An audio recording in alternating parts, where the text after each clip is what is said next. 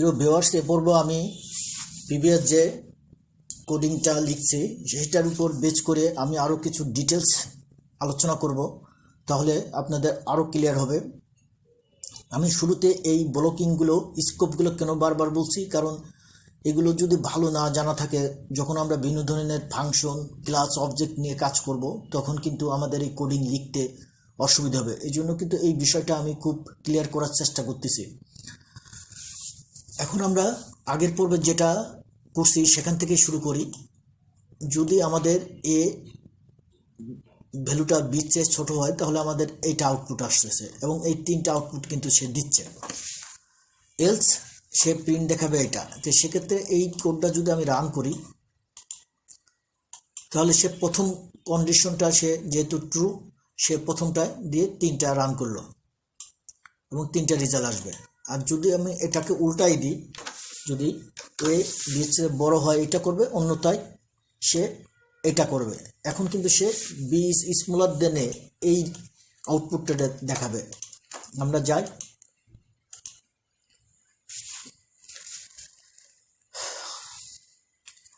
Okay good, B is smaller than A, মানে সে এটা কিন্তু রেজাল্টটা দেখাচ্ছে। আচ্ছা, আরেকটা বিষয়, আমি যদি এটাকে এখানে দিই, খেয়াল করেন, এটাকে আমি কপি করে আবার এখানে দিই, তারপরে এখানে,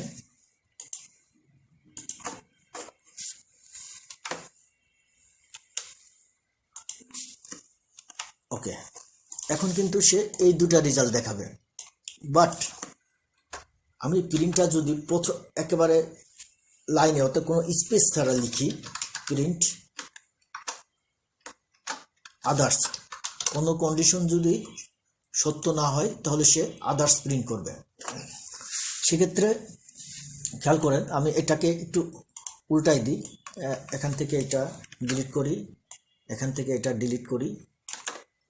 ওকে, এখন কি ঘটনাটা ঘটবে? এ গ্রেটার দেন বি, আমরা প্রথম কন্ডিশনটা ট্রু করি, এ স্মলার দেন বি, তাহলে এই রেজাল্টটা আসবে, সাথে এই রেজাল্টটা আসবে। কারণ এই রেজাল্টটা কিন্তু এটার মধ্যে না, তারপরেও কিন্তু সে আসছে, কারণ হচ্ছে সে ইফ ব্লকের মধ্যে, কিন্তু এটা না, এটা এই কন্ডিশনের বাইরে। কিভাবে বুঝতেছে সিস্টেম? কারণ হচ্ছে এটা কিন্তু আমরা শুরু থেকে, অর্থাৎ কোনো স্পেস ছাড়া কিন্তু প্রিন্টটা লিখছি। এখন আউটপুট দিলে আমাদের এই রেজাল্টটা আসবে এবং আদার্স রেজাল্টটা আসবে। আমি কিন্তু এইটা বারবার করছি, কারণ এই জিনিসটা কিন্তু আপনাদের ধরতে হবে, নাহলে কোডিং লিখে মজা পাবেন না, বা কোডিং লিখতে গেলে ইরর আসবে, স্লো হবে। এখন দেখেন দুটা রেজাল্ট আসছে, খুব ভালো করে খেয়াল করেন, বি ইজ গ্রেটার দেন এ, তার মানে এইটা রেজাল্ট আসছে, এবং আদার্স এই রেজাল্ট আসছে। যদি আমি এটাকে উল্টাই দিই, তাহলে সে এই রেজাল্টটা আসবে এবং এইটা আসবে। খেয়াল করেন, রান দিই,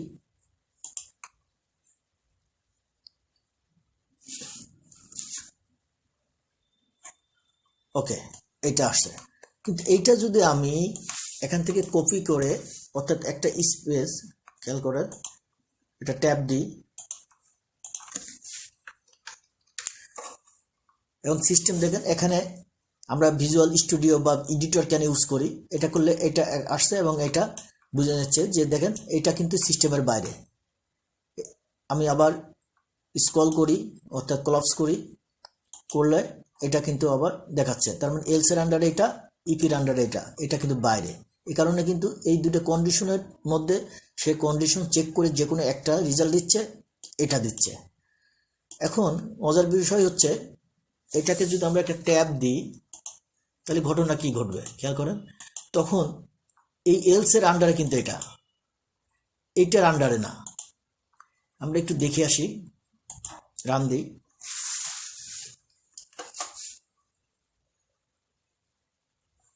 সে কি করছে, এই দুটা, অর্থাৎ এ গ্রেটার দেন বি, এ অবশ্যই বির চেয়ে বড় না, 30-এর চেয়ে এ ছোট, তার মানে সে এই কন্ডিশনের মধ্যে ঢুকবে, এলসের মধ্যে, সাথে সে এই দুটা।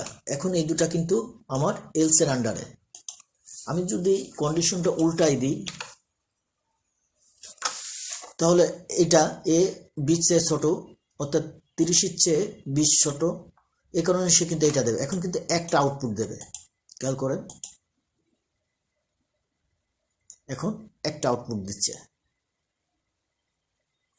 B is greater than A, B is greater than A. কারণ হচ্ছে এই প্রিন্টটা কিন্তু এলস এর আন্ডারে। বাট এটাকে যদি আমি শুরু থেকে লিখি, অর্থাৎ কোনো স্পেস ছাড়া যদি লিখি, তাহলে কিন্তু এখন সে দুটো আউটপুট দেবে।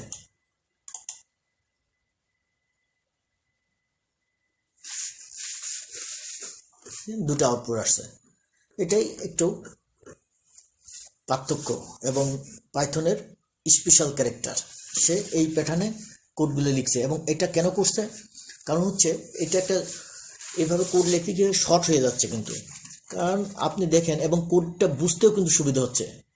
এখন অন্য অন্য ল্যাঙ্গুয়েজে কী হচ্ছে, আমি প্রিন্টটা ইফ কন্ডিশন দিচ্ছি কিন্তু প্রিন্টটা এখানে দিচ্ছি, অর্থাৎ যে লিখতেছে সে যখন লিখতেছে তখন বুঝতে পারবে, বাট অনেক দিন পর যখন সে আবার এই কোডে ঢুকবে সে কোডটা কিন্তু বুঝতে পারবে না। অর্থাৎ আমি কোড দেখেই তো বুঝতে পারবো যে আমার কোথায় কি আছে, কোনটার পর কোনটা কাজ করছে। তো পাইথন এই বিষয়টা চিন্তা করে সে কোডিং প্যাটার্নটাই শুরুতে যখন ডেভেলপারের কোড লিখবে তখনই কিন্তু সে এই জিনিসটাকে সে সাজিয়ে দিচ্ছে। এখন আমরা কি করি, যখন জাভা স্ক্রিপ্ট করি বা জাভা দিয়ে কাজ করি, সি শার্প দিয়ে কাজ করি বা আপনার পিএসপি দিয়ে কাজ করি, তখন ঘটনাটা কী ঘটে, তখন আমরা আমাদের ইচ্ছা মতন কিন্তু লিখে যাই, কারণ ওই প্রোগ্রামিং ল্যাঙ্গুয়েজগুলোর কিন্তু কার্লি ব্রেকের মধ্যে সে তার বডিগুলো লিখতেছে, যে কারণে আমি একে সাজাইল না লিখলেও কিন্তু সমস্যা নেই, হচ্ছে না। তো পরে এটার প্রবলেমটা হচ্ছে কোথায়, যখন একটা প্রজেক্টে কিন্তু অনেকগুলো ডেভেলপার প্রোগ্রামাররা কাজ করে, তো একজনের কোডের উপর একজন কোড লিখতে পারে, তখন সে কোডগুলো বুঝবে না সে কাজ করবে। দেখা যাচ্ছে যে অনেক বড় বড় কোড লিখবে, একটা ফাইলের মধ্যেই 1000 কোড আছে, 1000 লাইনের কোড আছে, তখন সে কিন্তু ওগুলো ধরতে অসুবিধা হবে।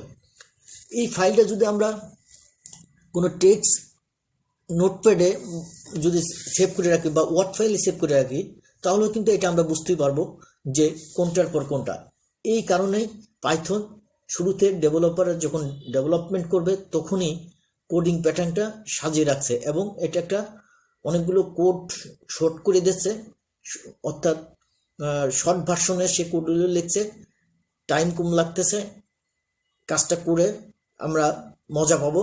এই কারণেই পাইথন কিন্তু এই বিষয়টা চিন্তা করে সে প্যাটার্নটা এভাবে করছে। আশা করি বোঝাইতে পেরেছি। পরবর্তীতে আমি আলোচনা করব গ্লোবাল ভেরিয়েবল নিয়ে, যে ভেরিয়েবলটা এখন তো আমরা ব্লকিংগুলো দেখলাম, এবং এই ভেরিয়েবলটা যেমন এ বি, এইটা কখন লোকালি কাজ করবে আর কখন গ্লোবাল কাজ করবে, অর্থাৎ ভেরিয়েবলেরও কিন্তু স্কোপ আছে, মানে সে এই ভ্যালুটা কি ফুল প্রজেক্টের মধ্যে কাজ করবে না স্পেসিফিক কোনো ফাংশন বা মেথডের মধ্যে কাজ করবে, সেটাই আমরা বলতেছি যে এটার স্কোপটা, অর্থাৎ লোকাল না গ্লোবাল, সেটা নিয়ে পরবর্তী পর্বে আমরা প্র্যাকটিক্যালি কাজ করব। সবাইকে ধন্যবাদ।